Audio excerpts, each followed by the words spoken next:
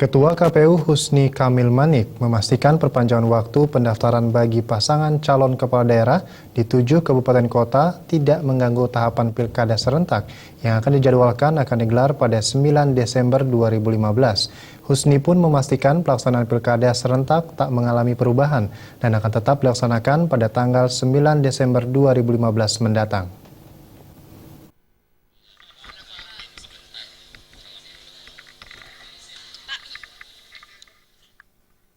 Hal tersebut disampaikan Ketua KPU Husni Kamil Manik usai menunaikan ibadah sholat Jumat di gedung KPU Jakarta Pusat. Namun lebih lanjut, Husni mengatakan dengan adanya perpanjangan waktu pendaftaran bagi pasangan calon kepala daerah di 7 kabupaten kota diantaranya Kabupaten Tasikmalaya, Jawa Barat, Kota Surabaya, Jawa Timur, Kabupaten Pacitan, Jawa Timur, Kota Samarinda, Kalimantan Timur, dan Kota Mataram, Nusa Tenggara Barat akan mengalami pemadatan terhadap jadwal kegiatan selanjutnya di 7 daerah tersebut, akan tetapi tidak mempengaruhi jadwal untuk di daerah lain. Sebab, secara nasional jadwal tetap sama dan tak mengalami perubahan, seperti yang sudah ditetapkan dalam aturan KPU nomor 2 tahun 2015.